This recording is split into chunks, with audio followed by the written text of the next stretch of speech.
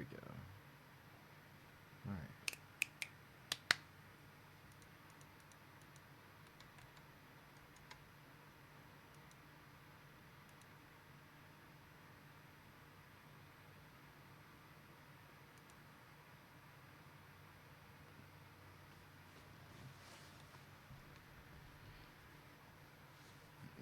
Blah. Well, here it is. This has been the coalescing of like I don't know 13 or so of these attempts, but I finally got a way to do this, and I'll do a second one that involves me actually making a song where I chop up a lot of it because song process is in depth as I kind of brought up. But this will be just the basics of this crazy thing, so you get an idea of what, where, who, what, etc. And you open it up, it looks crazy. I recommend starting most of the time in an empty option. You go up here, new from template, and bam. So you've got all these options. You can start from a template too. That's one of the beautiful things of this. And I'll probably do a template when I make a song for giggles, but up here in advanced, a lot of fun options and no preset BPM. And actually, I'll show you here. Boom.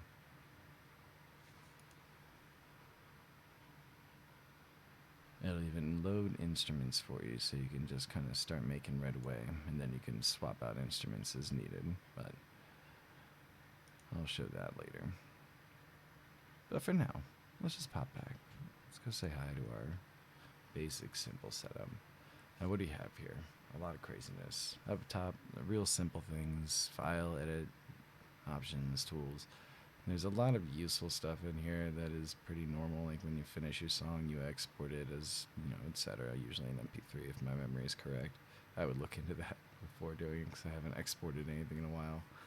Adding, don't worry about this. You can add things other ways, but this is a way to access a lot of the plugins and options that you have available to you. Patterns we'll get into in just a quick sec. You'll see pattern 1 a little bit over to the right. Over here in view, you have the option of having your different windows up that I'm going to talk about in half a second or so. You can also close them all out, etc., rearrange them. Also show you about arrangement that I prefer, and that tends to be useful. Options is where it gets a little crazy. MIDI settings is where you can put in a MIDI controller, meaning like a keyboard or a beat pad or etc. One of the many options you have available for that. Tools, I haven't really messed with a lot of stuff in here, but there's some useful things. Riff Machine, oops. It helps with connecting to SoundCloud. And then if you have questions, I recommend things like YouTube, etc. for this. It's far more detailed, the tutorials and such up there. But let's get away from that side. So obviously you have play, stop, record, my mind. This is your BPM. You can also, beyond sliding it, the further right you are, the finer tuned it is. So if you grab like way up here, it'll go a lot faster. You can also right click and pick a BPM. You can tap a BPM, which looks like that. You see the BPM thing changing. Oh, cool. I got a nice 120 going on there. And the BPM ranges, if you have questions about what flavors of music fall into what ranges, I got you. Here's the pattern. So the pattern is the biggest portion of creating a song.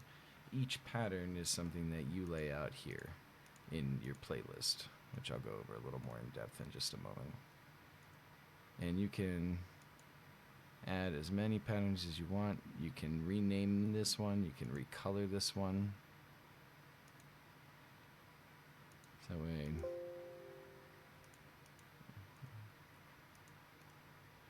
I thought it would recolor the actual pattern itself. Either way, you can rename and recolor a lot of stuff. I haven't done a lot of that because I'm not very good at this yet. A lot of these other things up here are useful for some scenarios, but one I like to point out is the metronome. So that way when you've got something playing, you can hear it out. The tick is a little annoying. The hi-hat tends to be the best one.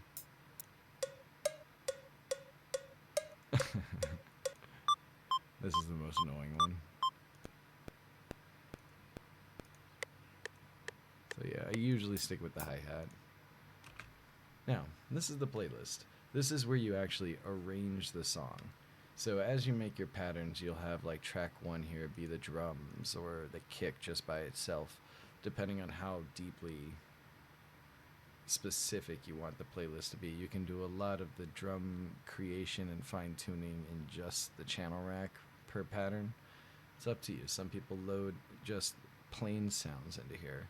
I'll go over where you have some sounds available to you right away, a lot of them. But usually people build most of their basic drums and melodies, and they throw in some automation here. You can create envelopes and such that rise and lower the sound and do a whole bunch of other things. You can create automation here, which I am not great at, but I can show you some later when I do the song making.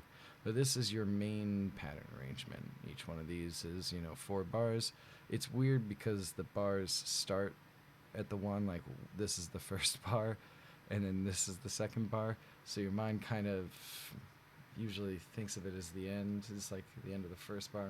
I don't know. Maybe it's just me. But yeah, and it color-coded, so you can kind of see how many bars out. When I get into song creation, I'll go into the actual framing of songs in general and how you can break them down.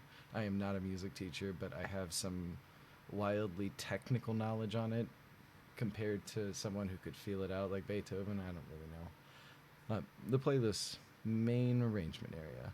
And then down here, we have the beautiful mixer. It's not full of a bunch of stuff right now because there's not a lot of stuff going on here.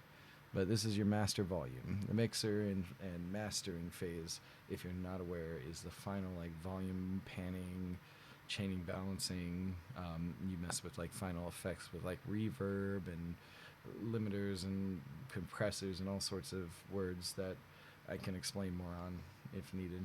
But if you go over here to the right, you will see that let's go to insert one. For the moment, we'll go to the channel rack, and then I'm just going to throw on FL keys. I'll show you what that all is in just a sec. So we put this on number 1. You can rename piano. Oops. Boom. And then you see it right there. Now, say we want to make it reverby. I right-clicked it. That was stupid. You can just left-click it, and it will bring out the full listing. I wish it would show me the whole thing real quick. Right. There we go. Alright, Fruity Reverb 2. Boom. Then you get another little pop-up here. So the FL Keys gives you the option here. If you go to these little menus in the top left, you usually have preset options. And they'll give you different ways of making the piano sound. You can also individually play with the sounds here, which good luck on figuring out exactly what all these means. Velocity means the strength of which you hit the key. Decay is the slow drop of volume over time. Release is the quick drop, I believe. Again, not a music teacher. Some of the sound design stuff is really extreme, but the Fruity Reverb 2 is neat. And if you click the little green light all the way over to the right, you can turn it off, so... Oh, it's not on anything. Hang on.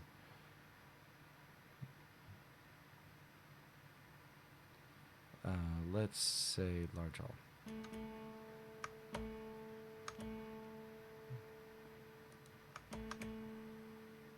And you have a lot of other things you can do here. A lot of people will put the... Oh, gosh, that's going to be a thing. Fruity Parametric EQ2. There is also a compressor around here. Sorry, there it is, Fruity Compressor. The multiband compressor is useful in some scenarios, but I don't work with it much. There's a lot of different options here to play with, but those are the big two. Edison, I'll show you in a moment. You pull up Edison rather easily. But there's a lot of stuff here that you may not have access to, but a lot you do. So just check into the producer edition, and you can always upgrade as you want. You have an account with them, so you pay like $180, and then you upgrade to the next group of plugins. All right. So put your individual individual sounds from these instruments onto the mixer, and you can play with individual volume. This is panning right here. If you look in the top left, you can see what each thing is as you hover over it. So it'll give you a slight breakdown of what you're looking at. Go, get rid of all this. So now we've got the channel rack up. And the nutshell version of what the channel rack is that it's your group of instruments or sounds. There's some slight other uses for it, but the main bulk of this is like you'll have a kick drum here, a snare drum, a hi-hat, etc. It'd be a big list of just sounds, and then on each individual pattern as you make, so like say you wrote something on this pattern, and then you go up to the next pattern. Whoops.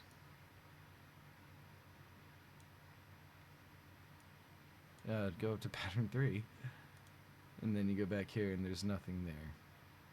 So each individual pattern will clear this of notes and anything that you've done, so you can create a new progression. And all in all, the main thing that I like to bring up with this is there's this little thing over here where it says swing. Now I want to stress, I don't have a good explanation of what this does. I know that it, in general, it very lightly changes the velocities and volumes by that note of each individual note played across the channel rack here, to make it sound more human is the idea. But you know, if you're doing drums and you want to make it sound a little more human, a little less electronic, which sometimes is the vibe, just throw on a little swing, from here to about there, just throw it on. This is how you send it to the channels on the mixer. You can do individual channel volumes here for when you're playing it out.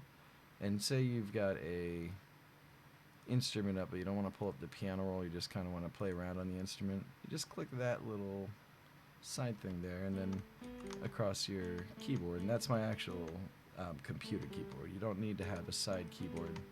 You just have to learn which notes are hit there. I have the piano roll in the background, so you can see here in a moment. But we're going to touch real quickly on this side.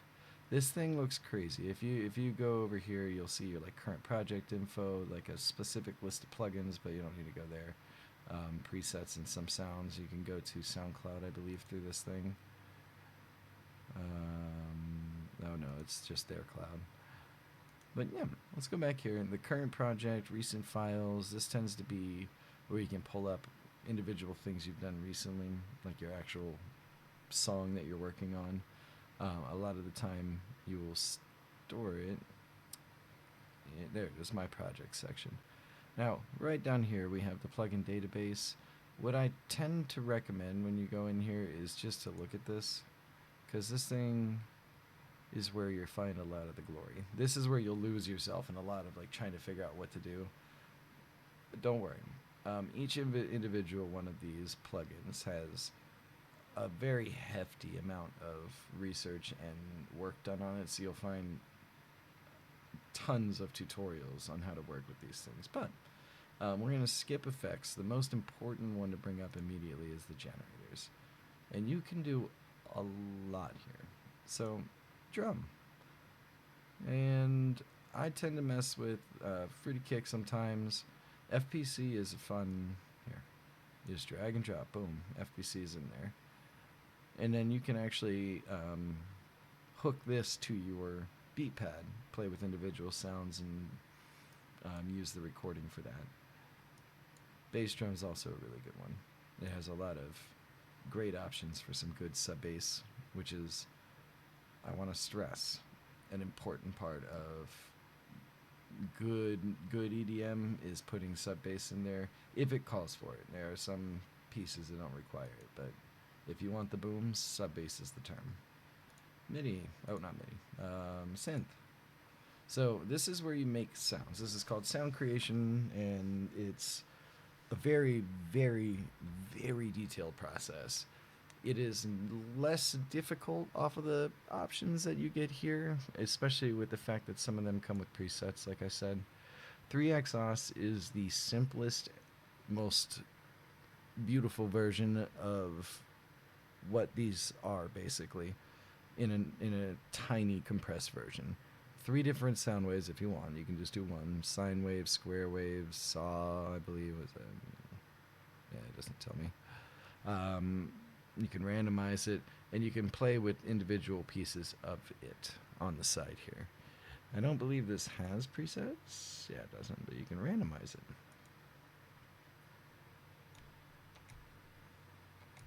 Wow. Something killed the volume on that. If I knew more about it, I would fix that. But yeah, 3x oscillator. Hang on, let me default this thing.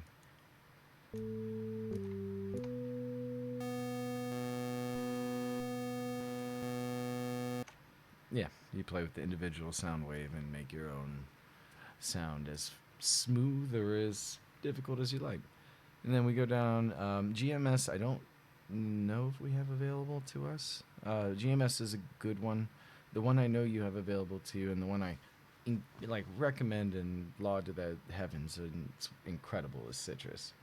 Citrus is huge. It's complicated. It's not as complicated as it looks instantly, and I recommend look up the tutorial on it, because once you get an impression of how this works, the rest is rather easy to figure out.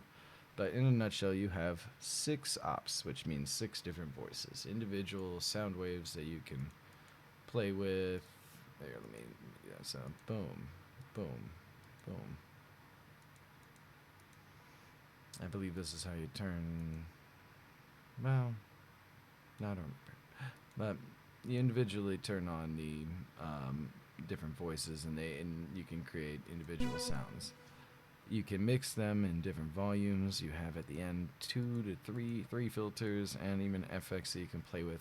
These are all how you mix the different, like if you only want the FX on op 3 and op 2, you know, you have the FX active on op 3 and op 2.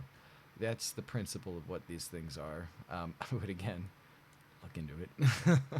But Citrus is incredible because it has so many options: drums, leads, synths, pianos. You have other groups of options usually at the bottom. I'm not sure if it gave you all these. You have so much you can do with Citrus. And under the synth special line, these 3 right here are really, really fun, but they are probably not part of the producer edition, which that's what I have. So I've played with these before, and they make some really great sounds. The presets you can get off of these, even though they're trials, are still amazing. You do have a little dance person, a video player as well, if you want a visualization to go along with your music.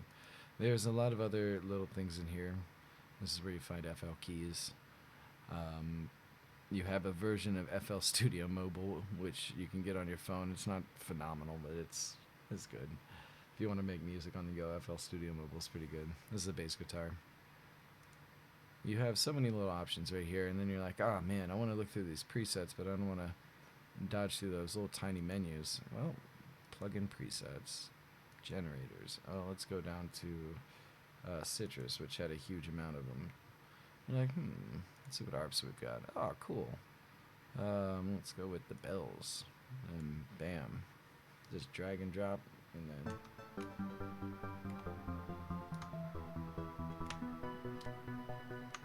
there you go.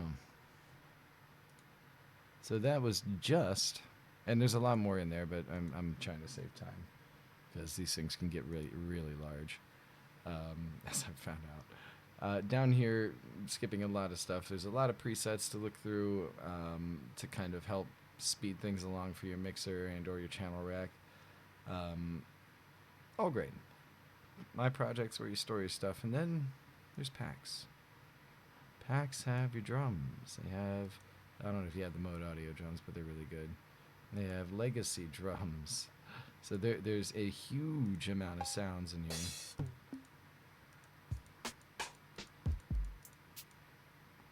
And then let's go with like an instrument, I don't know, orchestral.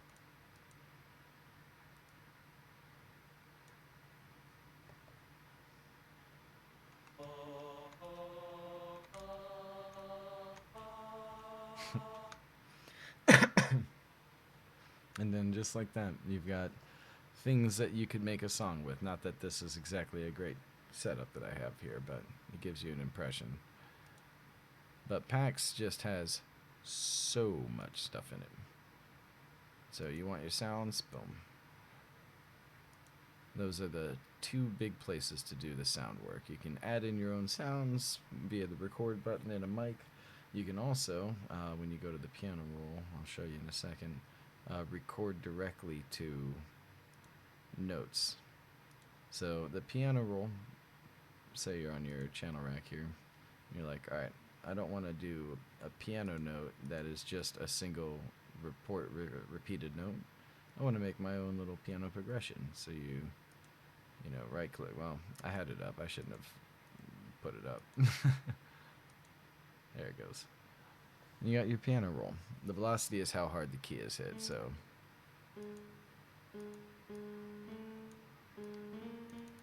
I recommend slightly changing this based off of how the music is building.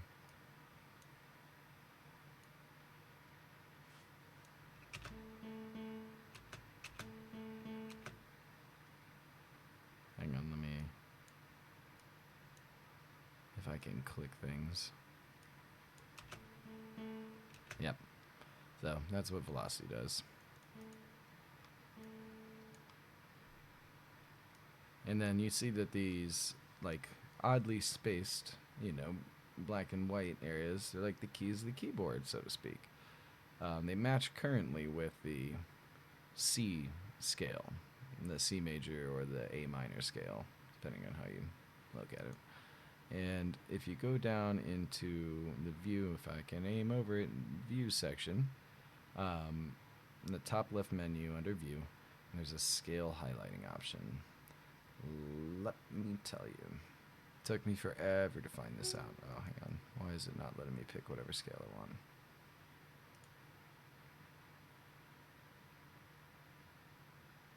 Oh, I see.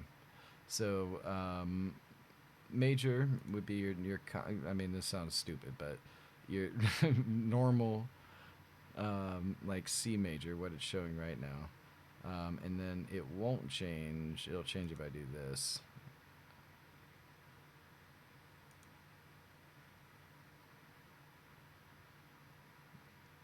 If I go to this one, and you'll see that it's still basically the white keys and then the black keys. You may know this already, but the like major and minor keys, they have a major versus minor opposite of themselves. So like A minor versus C major, and then there's a handful of others. But if you look at that circle of fists, you'll have, which I should have right next to me. No. If you look at the circle of fists, that will have the connections.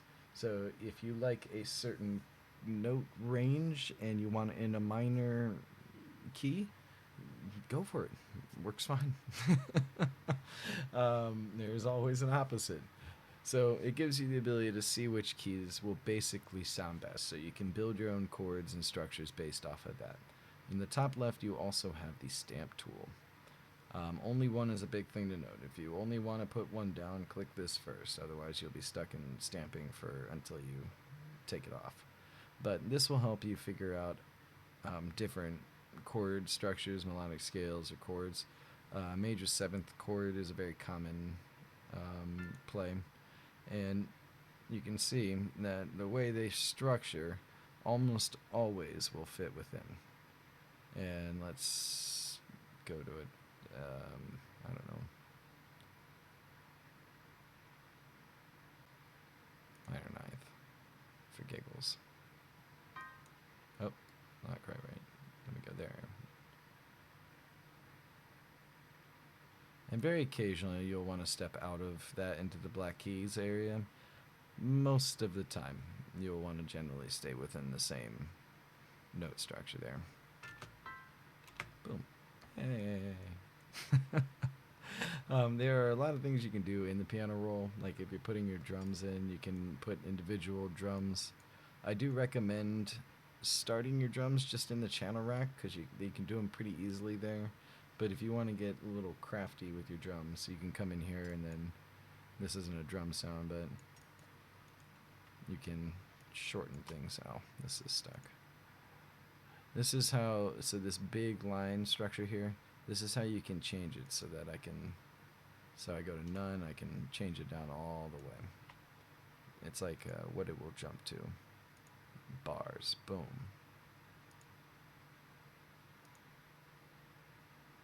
One thing that people kind of shy away from, I recommend trying to play with a little bit, is the third step, third beat things. You can create a lot of unusual energy. Doom music on Doom Eternal is very good for that. I think the term is truncated thirds or something of that nature, but they use a lot of that in the guitar work that really creates a lot of like primal energy. So that kind of off step from the overall 4-beat structure within the 4-beat structure can be really powerful. And there's a lot more in here on the left side, but the main thing is play with your sounds in here. Oh, I got that still on. Play with your sounds in here, which is connected to the piano rack there. Build like all the keys and such you want here. I'll load up one template one more time. Breakbeat for giggles. No.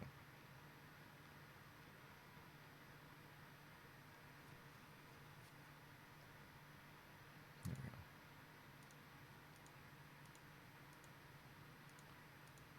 So when you color these, it will automatically color the screen appropriately.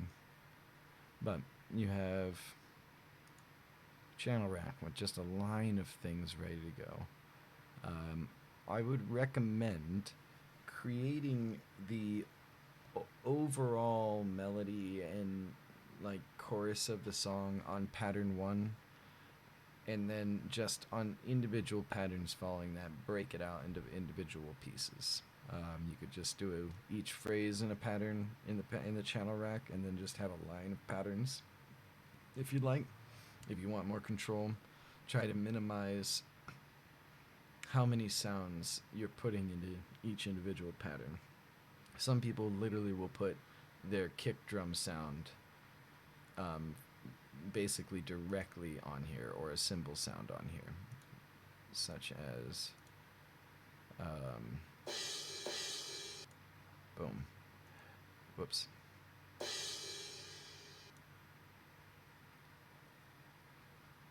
And there's a way to flip that so you have a reverse crash, and you know they'll individually, so you'll have just a whole bunch of sound waves up here. I mean, this is not they're not cymbals, but the crash here, and there we go. So now it's in this section, and you can, you know, copy and paste as much as you want because you've clicked that. You've got, oh, here's a reverse crash.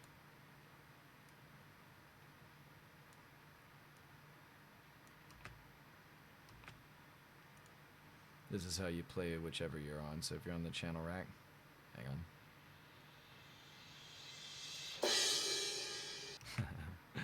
I love reverse crashes. They're fun.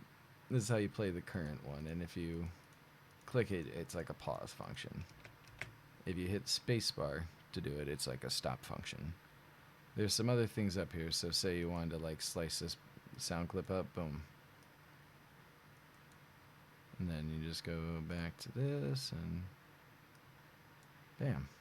Now you've got a sliced little beat. So you can do a lot here. You can take sound files and just cut them up on the playlist so you can automate them and play with them, and you put individual music behind it. There's a lot you can play with. Oh, right. And on the piano roll, see, I always forget something. I'm looking down my little list and always forgetting something. Did my piano roll run away? Come back. So, I don't want to do it off of that.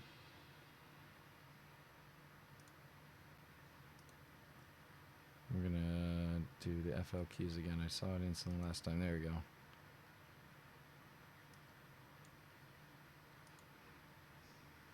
You will probably love this. Once you either have a keyboard on hand or the ability to understand how the keyboard works on the text keyboard, my lord, you can click this and then notes and automation. And once you hit play,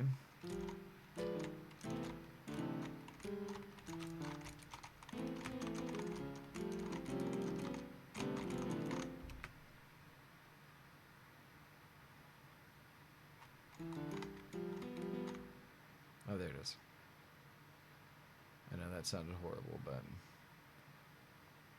I haven't actually learned how it works on the keyboard yet because I have a little mini keyboard. But yeah, it will record how long, how hard you hit those keys. Now, I don't have the keyboard hooked up to this computer. I wanted to use my better recording service, but it will register the velocity on how hard you hit the keys and register that in there when you hook it up via the MIDI settings there. And that is a immediate rundown of Fruity Loops, done just over 30 minutes. Christ. It's a fucking wild program. I will make a second video that is me making a song, and I will get that off to you. But there you go. That is the basics. Playing with a template is a really easy way to start when you're actually trying to make a song, because it will set up a lot of the basics for you, and you can delete and change anything you want on it. The rename and color function is super useful, but having a template already set up is also nice. So there you go. Good luck, kiddo. I believe in you. I think you already know that. Bye.